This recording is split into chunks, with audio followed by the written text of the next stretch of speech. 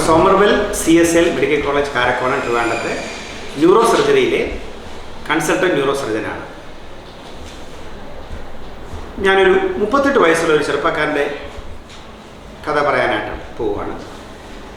ഈ ചെറുപ്പക്കാരൻ കഴിഞ്ഞൊരു 6 മാസമായിട്ട് തലവേദനയായിട്ട്, പിന്നെ ഒരു അബ്നോർമൽ ബിഹേവിയർ ആയിട്ട് പല ഡോക്ടർമാരെയും കൺസൾട്ട് ചെയ്തു. പിന്നെ സംസാരത്തിന് ബുദ്ധിമുട്ടുണ്ടായിരുന്നു. അങ്ങനെ സൈക്കാട്രി ഡോക്ടർമാരെ കാണിച്ചു. അങ്ങനെ സൈക്കാട്രി മെഡിസിൻസ് കഴിച്ചുകൊണ്ടിരിക്കുമായിരുന്നു. കഴിഞ്ഞ 1 മാസമായിട്ട് തലവേദന ശക്തിയായി കൂടി. അതുകൂടാതെ പുള്ളിക്ക് ഒരു വർഷത്തെ ബലക്കുറവുമുണ്ടായി.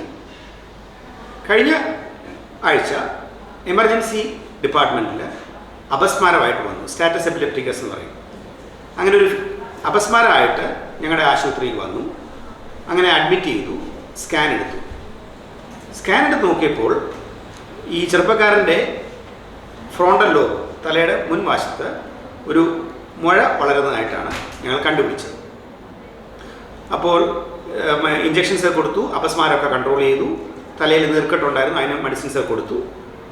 അത് കഴിഞ്ഞ് ചെറുപ്പക്കാരന് ഈ ട്യൂമറിന് വേണ്ടി ഒരു ശസ്ത്രക്രിയ നടത്തി. നമ്മൾ ക്രേനിയോട്ടമി എന്ന് പറയും. ക്രേനിയോട്ടമി ഓപ്പറേഷൻ ചെയ്തു. ആ മുഴ നീക്കം ചെയ്തു.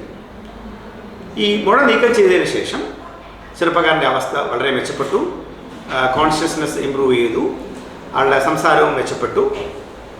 2ാം ദിവസം രോഗിയെ നടത്തിച്ചു. ഇതിപ്പം ഓപ്പറേഷൻ കഴിഞ്ഞ് 4ാമത്തെ ദിവസമായി. രോഗിയെ ഇന്ന് ഡിസ്ചാർജ് ചെയ്തു. ഇനി ഈ ചെറുപ്പക്കാരൻ്റെ രോഗത്തെക്കുറിച്ച് 2 വാക്ക്. ഇത് MRI സ്കാൻ എന്ന് പറയും.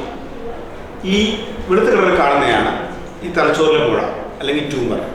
ഇത് ഫ്രോണ്ടൽ ലോബ് എന്ന ലോബിന് അറൈസ് ചെയ്യുന്നത്. തലച്ചോറിൽ പല ഭാഗമുണ്ട്. ഫ്രോണ്ടൽ ലോബുണ്ട്, parietal lobe, temporal lobe, occipital lobe.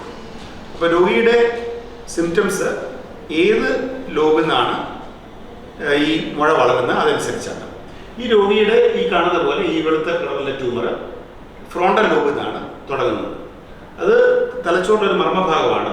ഇത് നമ്മുടെ സംസാരത്തിൻ്റെ, നമ്മുടെ ശരീരത്തിൻ്റെ കൈയിൻ്റെ കാലിൻ്റെയും ബലവും നിയന്ത്രിക്കുന്ന ഒരു ഭാഗത്തിനടുത്താണ് ഈ മുഴ ഇരിക്കുന്നത്. അത് കാരണമാണ് രോഗിക്ക് സംസാരത്തിനുള്ള അഫേസിയ എന്ന് പറയും. അഫേസിയ ഉണ്ടായിരുന്നു. പിന്നെ ഒരു വശം ബലക്കുറവുണ്ടായിരുന്നു.